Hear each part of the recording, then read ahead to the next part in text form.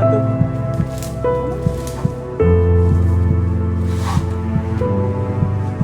কি হলো, পড়ে গেছে?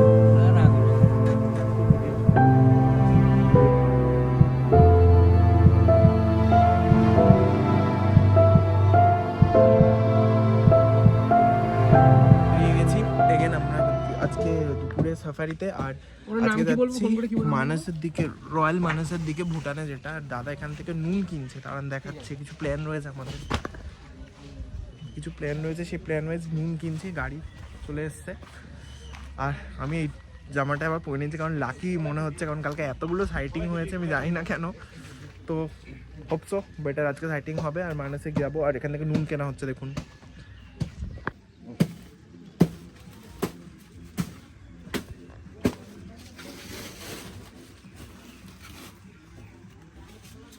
ওকে, তো মানাস ন্যাশনাল পার্কের সামনে চলে এসেছি। এটা হচ্ছে টিকিট কাউন্টার, যেখান থেকে পঙ্কজদা গেছে টিকিট কাটতে। আজকে সারাদিনের কাছাকাছি 6,500 থেকে 7,000 টাকার কাছাকাছি আছে। টোটাল কত আছে এক্স্যাক্ট অ্যামাউন্টটাই বলে দেবো। রয়্যাল মানাস সাফারি, ভুটানের কাছে যাব আমরা অনেকটা, এবং এখন যাচ্ছি, ফিরতে ফিরতে সন্ধে হয়ে যাবে। এখান থেকে যদি কিছু খাবার কেনার হয় কিনে নিয়ে যেতে পারো, কারণ ভেতরে সেভাবে কোনো খাবারের কিচ্ছু পাওয়া যাবে না। মানে তো হয়েছে কমপ্লিট। আজকে তাহলে আপনারা একটু বলে দাও কোথায় কোথায় যাব, কি করব। এই যে এদিকে তাকিয়ে আজকে যাবো আমরা মথনগুড়ি। আচ্ছা, মথনগুড়ি নদীর ধারে বসবো। আচ্ছা, রয়্যাল মানাস ভুটান চলে যাব। ওইখানে খাওয়া দাওয়া করে আস্তে আস্তে 5টা 5:30 হবে ফুললে। দিনের ফার্স্ট জার্নি শুরু হলো এখান থেকে, আর এখন আমরা যাচ্ছি মাথানগুড়ির দিকে। মাথানগুড়ির দিকে তো, হ্যাঁ, মথনগুড়ি হয়ে রয়্যাল মানাস। মাথানগুড়ি হয়ে আমরা যাব রয়্যাল মানাস।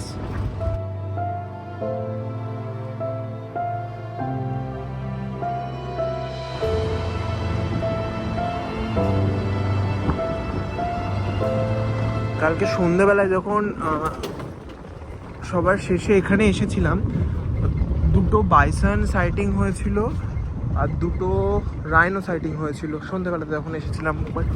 খুব কম আলো ছিল তখন, কম আলোর কারণে সেভাবে দেখা যায়নি। আজকে দেখি, আজকে যাওয়ার পথে এখানে এসছি, মানে নুনটা, এখানে নুনটার একটা এসছি না দাদা, এই যে নুনের বস্তা নিয়ে এসছে।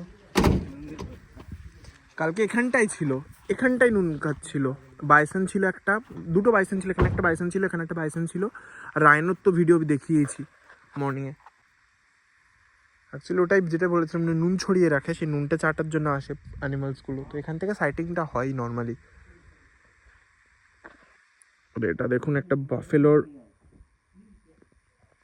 সামনের স্কাল হেড হচ্ছে। দাদা নমক, মানে নুনটা উপরে দিয়ে আসছে, ওরাই ছড়িয়ে রাখবে, মানে রেখে গেল, ওরাই ছড়িয়ে রাখবে। যখন আশা করি আমরা যখন সন্ধ্যেবেলা আসবো, বা দুপুরের দিকে, যদি দুপুরে তো আসা হবে না, সন্ধ্যেবেলা যখন এখানে রিটার্ন করব, তখন আশা করি সাইটিং হলেও হতে পারে। ক্রিস্টেন সার্পেনিগল একটা সাইটিং হয়েছে আবার, ক্রিস্টেন সার্পেনিগল।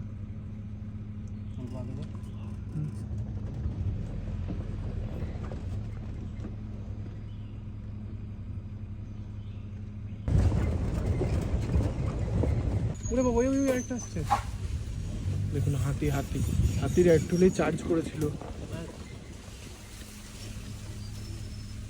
এক্ষুনি আমার তাড়া করেছিল।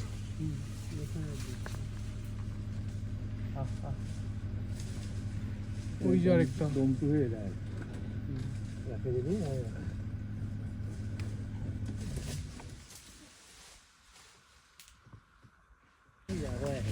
চলো চলো, আরে দাঁড়া তো,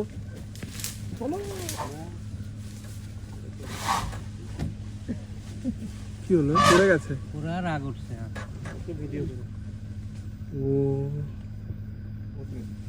সাহস পায় না গাড়ির সামনে, গাড়ির সাথে শ্বাস দাদা পেছাবে একটু।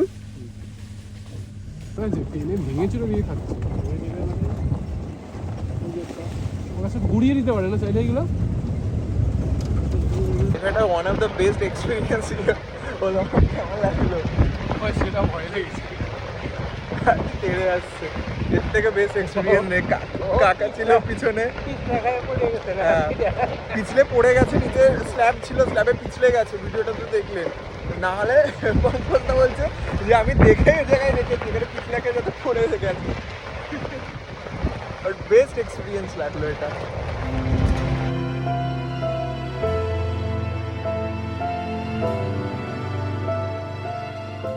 এখানে একটা হাতি এলিফ্যান্ট আবার সাইটিং হলো। আজকে এলিফ্যান্ট ডে চলছে, এলিফ্যান্ট চার্জ করছে, এলিফ্যান্ট সাইটিং হচ্ছে।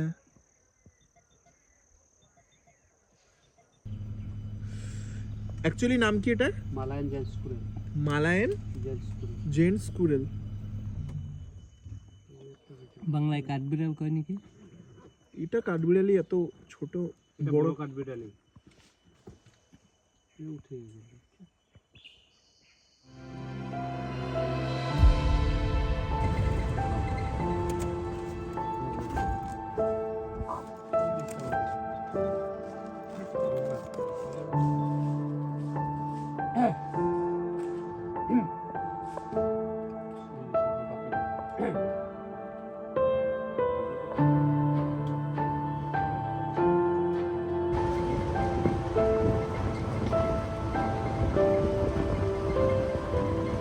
কাকা তাহলে পেট্রোলিংয়ে গেলে টাইগার দেখা যায়। একদিন দুইজন যাইতে আছি পেট্রোলিংয়ে, হাতে ছিল সাথে। ওই সাইড থেকে আসছে, আমরা ওই সাইড থেকে যাইতেছি, জঙ্গল দেখা যায় না। আচ্ছা এই 10 হাত দূর ও এসে পড়ছে, আমরাও সামনে গেছি। হঠাৎ মানে সামনাসামনি চমকে গেছে, ও চমকে গেছে। টাইগার, বড় রয়্যাল বেঙ্গল টাইগার সামনাসামনি করে গেছে, হাতে আর বাইক করার সময় নাই। পরে কি করলাম, জোরে করে একটা ধমক দেওয়াতে ঘুরে দৌড় দিল। ওদের ড্রেসটা দেখে ওরাও ভয় পায়। কোন জায়গাতে এটা হয়েছিল? এটা মথনগুড়ি। মাথান যেখানে যাচ্ছে এখন? হ্যাঁ।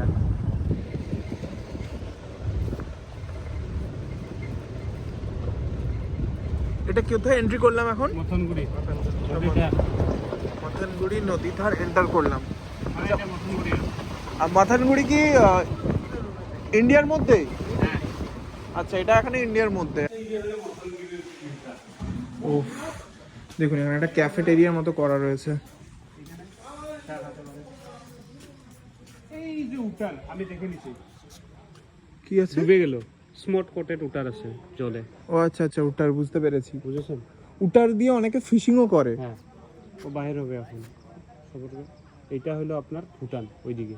ওই দিকটা পুরোটা ভুটান? ভুটান মানে এই দিক দিয়ে ভুটান, এই পুরো সাইডটা ভুটান। দেখেন ভিউতে ফোকাস করে। হ্যাঁ, এই পুরো সাইডটা এটা ভুটান। ভুটানের পাহাড়। এই যে এরিয়াটা এই দিকের থেকে এইরকম হয়ে গেছে। এই আচ্ছা। পাশটা ভুটান, এই পাশটা ইন্ডিয়া। আচ্ছা, মানে এই দিকে যেটা চলে গেছে এই সাইড ওয়াইজ ওটা ভুটান, আর এই পাশটা হচ্ছে ইন্ডিয়া। ওইদিকে আছে পানবাড়ি রেঞ্জ। পানবাড়ি রেঞ্জ। হ্যাঁ, এইটা হলো মথনগুড়ি। এইটা আপার বাংলা, আগে লোক থাকতে দিয়েছিল। এটাতে ফোকাস করুন। এই রুমের লোক থাকতে দিয়েছিল, এখন এটা বন্ধ করে দিয়েছে। তাই? হ্যাঁ, এই উপরে মিউজিয়াম বানাচ্ছে। আপনি মিউজিয়ামটা দেখে আসুন। এই যে আমি যাচ্ছি। আগে থাকতে পারতো এখানে, লোক থাকতে দিয়েছিল, আমরা বাট এখন বন্ধ করে দিয়েছে। এটা আপার বাংলা, ওইখানে আসলো লোয়ার বাংলা। তো এখন এটা বন্ধ করে এটা মিউজিয়াম বানিয়ে দিয়েছে। তারপরে এখানে রেস্টুরেন্ট আর চা কফি পাবেন। ওকে, সো এটা ছিল একটা পয়েন্ট ফার্স্ট, বেকি রিভার ভিউ। উপরে একটা মিউজিয়াম রয়েছে, চলুন মিউজিয়ামটাও দেখে আসি। আর এখান থেকে তারপর সামনে বেরিয়ে যাবো। সামনে কি এখানে কিছু খাচ্ছি না, এখানে একটা ছোট্ট ক্যাফে আউট এরিয়াও রয়েছে, প্লাস এখানে আগে থাকতেও দিত, বাট এখন থাকা বন্ধ করে দিয়ে ওপরটাকে একটা মিউজিয়াম করে দিয়েছে। চলুন মিউজিয়ামটা ফার্স্ট অফ অল দেখে আসি। আর পিছনের ভিউটা দেখুন এতটা সুন্দর। তুমি বললে ভালো বুঝতে পারবো।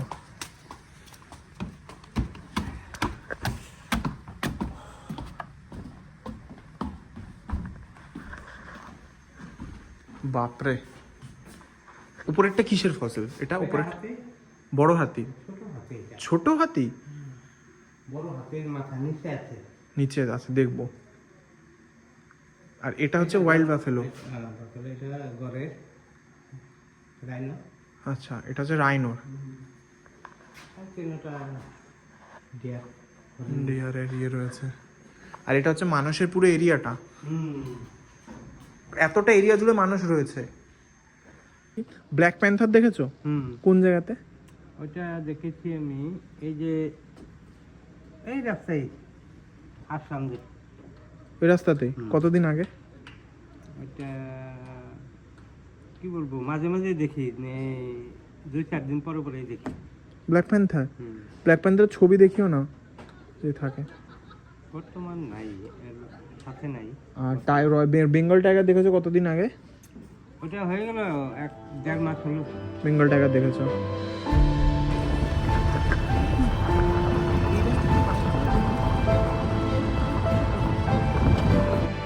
ওই যে সামনেটা হচ্ছে ভুটানের গেট, ওখানে এন্ট্রি করতে হবে। আর এন্ট্রির জন্য কিন্তু ভোটার কার্ড নিয়ে আসা খুব, ভোটার কার্ড বা আপনার পাসপোর্ট, এখানে কিন্তু আধার কার্ড বা কিছু চলবে না, শুধু ভোটার কার্ড বা আপনার পাসপোর্ট নিয়ে আসতে হবে, তারপর এন্ট্রি করাতে পারবেন। স্টার্টিংও একবার এন্ট্রি করাতে হবে, এখানেও একবার এন্ট্রি করাতে হবে। এটা পিছনে যে জায়গাটায় ছিলাম ওটা ছিল মানাস ন্যাশনাল পার্ক, আর সামনে যে জায়গাটা এখন যাচ্ছে এটা হচ্ছে রয়্যাল মানাস ন্যাশনাল পার্ক। আচ্ছা, সামনে ওই যে বাড়িগুলো দেখতে পাচ্ছেন ওগুলো হচ্ছে ভুটানের রয়্যাল মানাসের স্টাফ কোয়ার্টার। ওখানে রাজা বাংলা আছে, রাজার বাংলাও রয়েছে ওখানে, মানে রাজা রাজা আসলে ওখানে থাকে ভুটানের।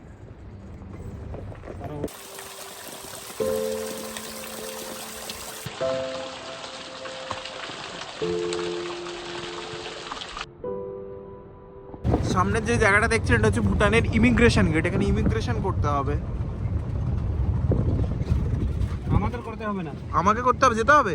না না আমাদের করতে হবে না, কারণ আমাদের ডে ভিজিট না, আমরা আচ্ছা, আমাদের এখানে ইমিগ্রেশন করতে হবে না, তার কারণ হচ্ছে আমাদের ডে ভিজিট, আমরা দিনের দিন এখানে যে ইমিগ্রেশনের জন্য 1 ডে ট্রিপের জন্য করা হলো, পার হেড 30 টাকা করে নিল, আর রোড ট্যাক্স হচ্ছে 150 রুপিস, টোটাল 210 টাকা নিল আমাদের।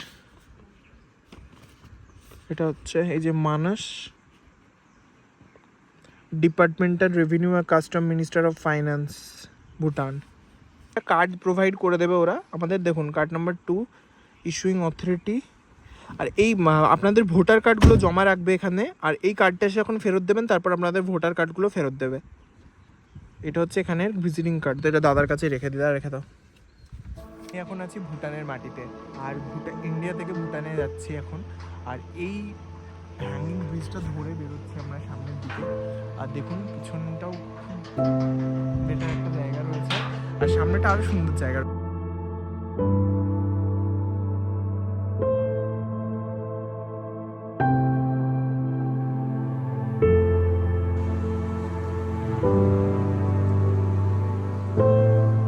সো কেমন লাগছে আমার সাথে এই জার্নিটা? ডেফিনেটলি যদি ভালো লাগে আমার চ্যানেলটিকে একটু সাবস্ক্রাইব করে দেবেন, আর নোটিফিকেশান বেলটিকে প্রেস করতে ভুলবেন না আরও সুন্দর সুন্দর ভিডিওস পাওয়ার জন্য। বাট আমি বলবো ভুটান ঠিক আছে, খুব সুন্দর জায়গা, বাট মানস ন্যাশনাল পার্ক আরও বেটার। যদি একমাত্র ভুটানে কারোর আসার ইচ্ছা থাকে যে আমি ভুটানে এর আগে কখনো যাইনি, এইভাবে হলেও এই ভুটানে একবার ছুঁয়ে আসতে চাই, দেন ডেফিনেটলি আপনারা এটাকে আপনাদের লিস্টে রাখতে পারেন। বাট আমি বলবো শুধুমাত্র যারা ভুটানে এসেছেন অলরেডি, বাট তাও মানে শুধুমাত্র ঘুরতে আসতে চান তারা আসবেন না, কারণ সেরকম কিছু একটা নেই after the crossing the border, কিছুই একটা নেই ভুটানের এই সাইডে। তো তার থেকে এই টাইমটুকু আপনি যদি জঙ্গলের টাইম স্পেন্ড করতেন তাহলে হয়তো আরও বেটার কিছু সাইটিংয়ের একটা চান্সেস ছিল। আজ আমরা এসে পৌঁছেছি আপাতত। ওই তো ওবা কোথায় আছে দাদাই, ও দাদা কি করবে? ওই যে এখন একজন আছে পঙ্কজদা। উফ, জায়গাটা ব্যাপক, একটু ঠান্ডা হবে। এখানে হচ্ছে রাত্রে নিশ্চয়ই এখানে বনফায়ার হয়, এখানে বনফায়ার হয় রাতে। এখানে থাকারও অনেকগুলো কটেজ রয়েছে খুব সুন্দর সুন্দর। আর এটা মোস্ট প্রবাবলি এদের ডাইনিং হল, যেখানে খাওয়া দাওয়ার ব্যবস্থা রয়েছে। আর উফ, ব্যাপক লাগছে জায়গাটাকে। আর দেখুন নিচের দিকেও নামার একটা ব্যবস্থা রয়েছে, এখানে হাটও রয়েছে, হাটে থাকা যায়। আমি এখানের হাট ডিসক্রিপশন একবার দিয়ে দিচ্ছি। আর নিচের দিকে টেন্ট রাখা রয়েছে, এত ব্যাপক লাগছে। এটা হচ্ছে ধরুন রুম, রাত্রে যখন প্রচুর ঠান্ডা থাকে তখন এখানে আপনি থাকতে পারবেন। এটা হচ্ছে প্রপার ওদের সেট আপ, এই টেন্টের মধ্যে আপনি থাকতে পারবেন। আর ভিউটা কীরকম আমি একবার দেখাচ্ছি।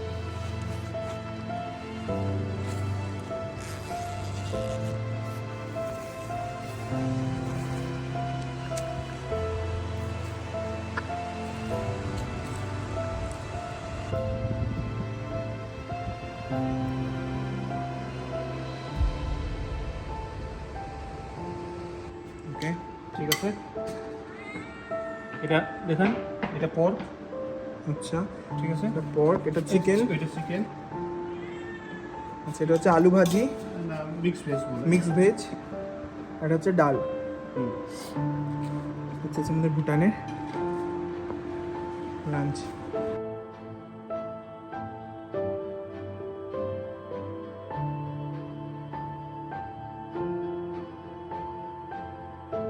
सर ये जो रूम है इसका रेंट कितना है? इसका 2.5 2.5 के पर पर्सन का? नहीं तो एक घर में कितना लोग रह सकते हैं? दो लोग दो। और उसके खाना इंक्लूडेड है? खाना एक्सक्लूड और मॉर्निंग का ब्रेकफास्ट? सब एक्सक्लूड और उसके लिए कितना चार्ज लेते हो, ब्रेकफास्ट लंच और डिनर के लिए? ब्रेकफास्ट लंच और डिनर का हम लोग मेनू से ये करके लेते हैं फिर भी अप्रोक्सीमेटली? अप्रोक्सीमेटली एक आदमी का 3 मील्स में 1200 जैसे रहेगा 1200 जैसा रहेगा। और सामने जो टेंट है उसका उसका 600 लेता है per person. per person। Time ল্যাপসগুলো কেমন লাগলো? এখন ভুটানের টাইম অনুযায়ী হচ্ছে 3টে, তার মানে ইন্ডিয়ান টাইম অনুযায়ী হচ্ছে 2:30, আধা ঘন্টা এগিয়ে রয়েছে ভুটান আমাদের থেকে। তো এখন এখান থেকে বেরোবো, কারণ আজকের ইভিনিংটা আবার কালকের ইভিনিংয়ের ভিডিওটা যদি না দেখে থাকেন এগেন বলবো দেখুন। মানুষ সত্যি আমি জানি না কেন এত নাম নেই এই জায়গাটার। কাজিরাঙ্গা করে সবাই, বাট আমি মনে করি কাজিরাঙ্গা, আমি গিয়েছি অনেক আগে অবশ্য, জাজ করে এভাবে ঠিক না, বাট আমার মনে হলো কাজিরাঙ্গার থেকে অনেক বেটার হচ্ছে মানুষ। আর এখান থেকে এখন বেরোবো, কারণ আজকে ইভিনিংটা আবার মানস ন্যাশনাল পার্কে কাটাবো। তখন আমরা ফিরছিলাম, ফেরার পথে আবার একটা বাফেলো দেখা গেল একদম নদীর পাড়ে এসে খাবার খাচ্ছে।